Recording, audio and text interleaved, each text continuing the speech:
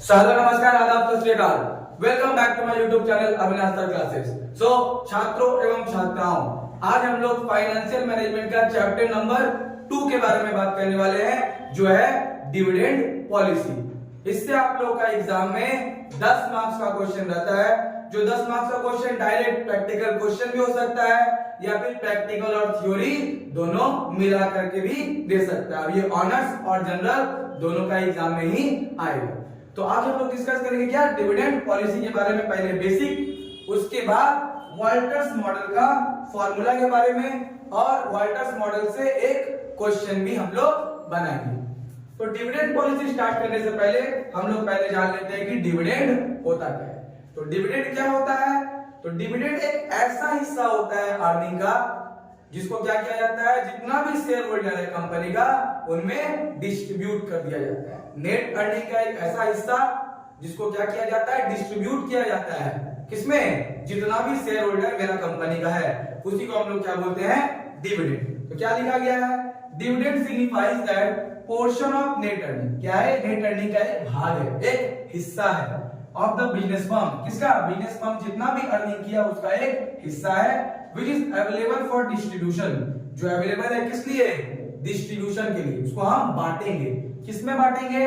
among the shareholders of the company। जितना भी उस कंपनी का शेयर होल्डर हो गया उसमें नेट अर्निंग का उस पोर्शन को बांट दिया जाएगा, और उस पोर्शन को क्या कहा जाता है? डिविडेंड कहा जाता है। अब है नेक्स्ट, डिविडेंड पॉलिसी क्या होता है? तो डिविडेंड पॉलिसी मतलब क्या हो गया? It dictates that how much dividend should be distributed among the share holders of the company. इस पॉलिसी में यह तय किया जाता है कि कितना हम लोग को डिविडेंड बांटना है। किसको? शेयर होल्डर को। कितना प्रतिशत के हिसाब से बांटना है, कितना रुपया के हिसाब से हम लोग डिविडेंड को क्या करेंगे, बांटेंगे। इसमें जितना भी मेरा कंपनी का शेयर होल्डर है उस पॉलिसी को हम लोग क्या बोलते हैं, डिविडेंड पॉलिसी। ठीक है, उस अप्रोच को ही हम लोग क्या बोलेंगे, डिविडेंड पॉलिसी। तो हम लोग को जो बनाने आएगा, मार्केट प्राइस पर शेयर निकालने के लिए आ सकता है, जिसके लिए दो डिविडेंड मॉडल फॉलो होगा। पहला वॉल्टर्स मॉडल और दूसरा गॉटस मॉडल। तो दोनों से ही हम लोग क्वेश्चन करेंगे, सम्स बनाएंगे और सीखेंगे किस तरह से हम लोग सॉल्व कर सकते हैं। लेकिन आज के वीडियो में हम लोग किसका बात करेंगे, पूरा वॉल्टर्स मॉडल के बारे में। तो हम लोग बात करते हैं वॉल्टर्स मॉडल का फॉर्मूला के बारे में। तो जैसा कि हम लोग को क्या निकालने के लिए आता है, मार्केट प्राइस पर शेयर, तो जिसको हम लोग डिनोट किससे करते हैं, पी से। तो पहले हम लोग जान लेते हैं किसको किसको कौन कौन सा वर्ड से डिनोट किया गया है। पी से क्या है, मार्केट प्राइस पर शेयर को हम लोग पी से डिनोट करते हैं। अर्निंग पर शेयर, एक शेयर पे कितना का अर्निंग हो रहा है उसको हम लोग ई से डिनोट करते हैं। क्वेश्चन में अर्निंग पर शेयर भी दे सकता है या फिर टोटल अर्निंग भी दे सकता है। अगर अर्निंग पर शेयर दिया तो वही मेरा ई हो जाएगा। अगर टोटल अर्निंग दिया हुआ है, अर्निंग पर शेयर नहीं दिया, तो उसको नंबर ऑफ शेयर से क्या करना पड़ेगा, टोटल अर्निंग को डिवाइड करके हम लोग क्या निकालेंगे, अर्निंग पर शेयर। फिर डी से किसको डिनोट कर रहे हैं, डिविडेंड पर शेयर को। सेम उसी तरह डिविडेंड में क्या दे सकता है, अगर टोटल डिविडेंड दिया है तो नंबर ऑफ शेयर से हम लोग डिवाइड करेंगे, नहीं तो परसेंटेज देगा। अगर परसेंटेज देता तो किसके ऊपर हम लोग परसेंटेज निकालते हैं, अर्निंग के ऊपर। किसके ऊपर परसेंटेज निकालेंगे, अर्निंग के ऊपर। 40% बोला है तो 40%, 50% बोला है तो 50%। अगर डिविडेंड में परसेंट दिया है तो किसके ऊपर चार्ज होगा, अर्निंग के ऊपर, नहीं तो वो क्या होगा, डिविडेंड टोटल अगर दिया है तो नंबर ऑफ शेयर से डिवाइड करके हम लोग क्या निकालेंगे, dividend per share. Next are का मतलब हो गया रेट ऑफ रिटर्न, ये क्वेश्चन में दिया रहता है। फिर के का मतलब क्या हो गया, cost of capital. Cost of capital question में रहेगा। ठीक है, तो ये दोनों का वैल्यू ऐसे हम लोग को परसेंटेज में दिया हुआ रहेगा डायरेक्ट। फिर आते हैं फॉर्मूला में। फॉर्मूला क्या होता है, पी यानी मार्केट प्राइस निकालने के लिए D plus R by K bracket में E minus D then whole divided by K. बस यही फॉर्मूला छोटा सा, इसको यूज करके हम लोग क्या कर सकते हैं, वॉल्टर मॉडल का जितना भी क्वेश्चन है सारा का सॉल्यूशन कर सकते हैं। सिर्फ दो फॉर्मूला इस चैप्टर में पूरा हमको याद रखना है, पहला वॉल्टर का और दूसरा गॉर्डन का। तो क्या होगा, 10 मार्क्स अपना हाथ में। तो ये हो गया वॉल्टर्स मॉडल का फॉर्मूला, क्या है, D plus R by K bracket में E minus D then whole divided by K. और मतलब बता दिया गया कि पी का मतलब क्या है, मार्केट प्राइस पर शेयर, ई का मतलब अर्निंग्स पर शेयर, डी का मतलब डिविडेंड पर शेयर, आर का मतलब रेट ऑफ रिटर्न और के का मतलब कॉस्ट ऑफ कैपिटल। ये तो सम्स हो गया। उसके बाद ऑप्टिमम पे आउट रेशियो कांसेप्ट है। ऑप्टिमम पे आउट रेशियो का कंसेप्ट में क्या होगा, अगर क्वेश्चन में लिखा है कि ऑप्टिमम रेशियो का हिसाब से मार्केट प्राइस निकालो या ऑप्टिमम पे आउट रेशियो कितना होना चाहिए, तो उस केस में तीन कंडीशन है। अगर R का वैल्यू K का वैल्यू से ज्यादा है, यानी रेट ऑफ रिटर्न अगर कॉस्ट ऑफ कैपिटल से क्या है, ज्यादा है, तो ऑप्टिमम पे आउट रेशियो वाटर मॉडल के हिसाब से कितना होना चाहिए, 0%, यानी डिविडेंड पे आउट रेशियो जो होगा वो कितना होगा, 0%। कब, जब R का वैल्यू K का वैल्यू से ज्यादा है। जब R का वैल्यू K का वैल्यू से क्या रहेगा, कम रहेगा, तो ऑप्टिमम पे आउट रेशियो यानी डिविडेंड पे आउट रेशियो कितना परसेंट होगा, 100% चार्ज करेंगे हम लोग, 100% देंगे।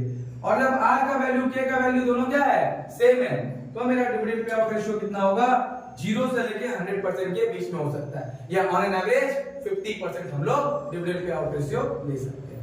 तो ये कितना है, ऑप्टिमम पे आउट रेशियो का कंडीशन है।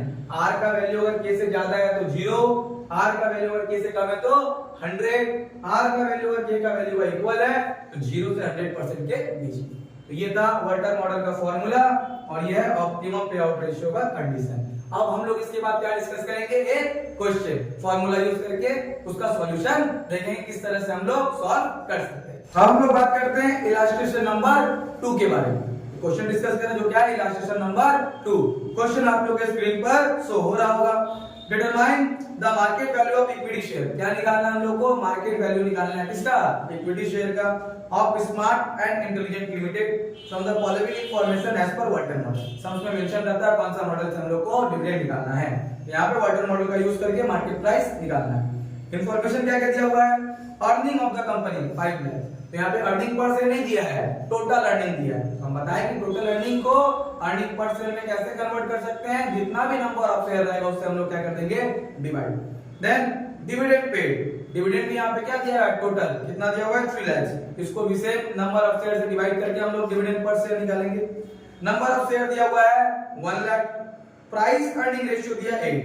जब क्वेश्चन में प्राइस अर्निंग रेशियो दे देता है तो हम लोग कॉस्ट ऑफ कैपिटल कैसे निकालते हैं, एक फॉर्मूला यूज करेंगे 1 divide by price earning ratio.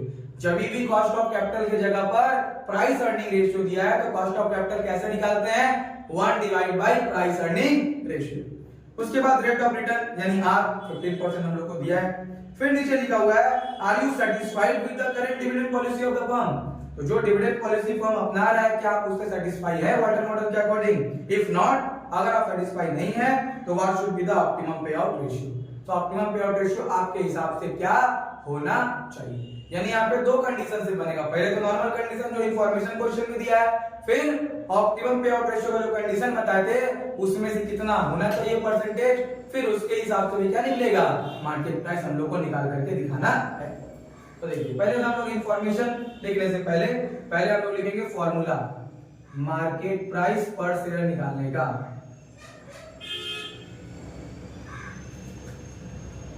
इसको हम लोग किससे डिनोट करते हैं, पी से। तो वाटर मॉडल है तो वाटर मॉडल का फॉर्मूला लगाएंगे, क्या फॉर्मूला होता है, D plus R by K bracket में E minus D then whole divided by K. तो यहाँ पे ई यानी अर्निंग पर शेयर, डायरेक्ट नहीं है, टोटल अर्निंग दिया हुआ है, ठीक है। फॉर्मूला भी लिख देते हैं टोटल अर्निंग, जब भी अर्निंग पर शेयर नहीं देगा तो कैसे निकलेगा, total earnings divide by number of share. Total earning कितना है 5 लाख, नंबर ऑफ शेयर कितना है 1 लाख, डिवाइड करेंगे तो कितना हो जाएगा 5 रुपीज। उसी तरह डिविडेंड पर शेयर का भी टोटल डिविडेंड जो पेड किया गया है divide by number of share.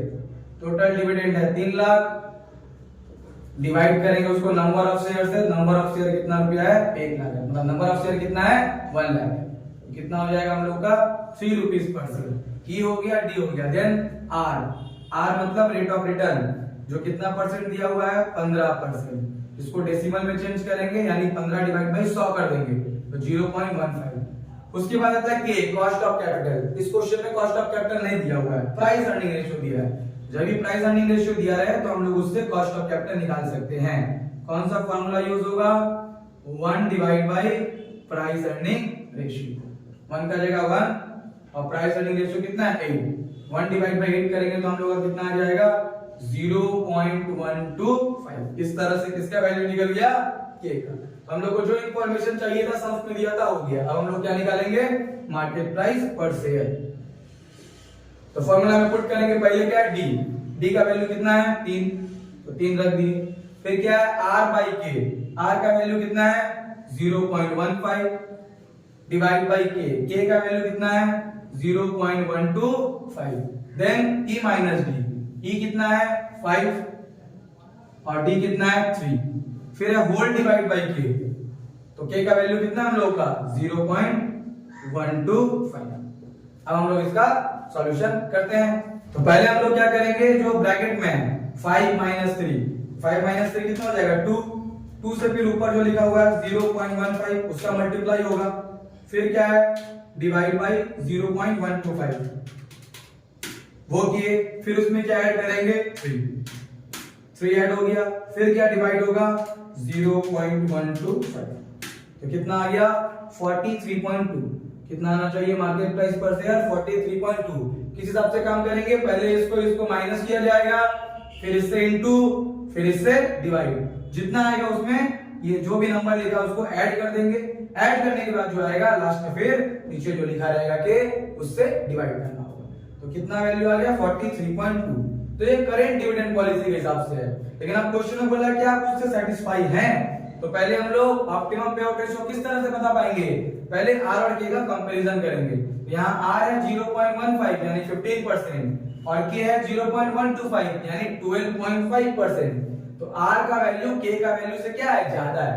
तो जब आर का वैल्यू के का वैल्यू से ज्यादा होता है तो dividend pay out ratio optimum के हिसाब से कितना होना चाहिए 0%। लेकिन यहाँ की डिविडेंड 0 होना चाहिए, लेकिन यहाँ तो 3 लिया है। यहाँ के हिसाब से अगर देखा जाए तो 60% लिया है, तो यहाँ पे ऑप्टिमम पे आउट रेशियो ये नहीं है, हमको निकालना पड़ेगा। हम लोग लिखेंगे here R is greater than K, therefore optimum payout ratio should be 0%। कितना होना चाहिए था 0%। अब 0% के हिसाब से फिर से एक बार क्या निकालेंगे हम लोग मार्केट प्राइस, सब कुछ सेम रहेगा, सिर्फ डी चेंज हो जाएगा। डी अगर 0% है तो डी का वैल्यू क्या हो जाएगा 0। क्या हो जाएगा यहाँ पे फॉर्मूला क्या होता है D plus R by K E minus D whole divide by K. तो डी का जगह पे हम लोग क्या लिखे 0, क्यों, क्योंकि 0% है। आर का जगह पे कितना लिखेंगे 0.15, के के जगह पे कितना लिखेंगे वही 0.125, ई के जगह पे कितना होगा 5, डी के जगह पे कितना होगा 0 और यहाँ पे फिर से के जगह पे कितना होगा 0.125। तो क्या होगा 5 माइनस 0 हुआ तो 5 से हम लोग मल्टीप्लाई करेंगे 0.15 में, फिर डिवाइड करेंगे 0.125, फिर जितना आता है उसमें 0 ऐड करेंगे तो कितना होगा यहाँ पे 6 ही हो जाएगा, फिर लास्ट में डिवाइड बाय 0.12। तो कितना आ गया ऑप्टिमम पे आउट रेशियो के हिसाब से मार्केट प्राइस कितना हो जाएगा 48। यहाँ पे जो क्वेश्चन में बोला गया था दोनों तरह से कि करेंट डिविडेंड पॉलिसी के हिसाब से मार्केट प्राइस कितना होगा, अगर आप सेटिस्फाई नहीं है तो ऑप्टिमम पे आउट रेशियो से कितना होगा बताइए। तो दोनों ही सिचुएशन पे मार्केट प्राइस हम लोग निकाल करके दिखा दिए। आई होप सबको ये क्वेश्चन समझ में आया होगा।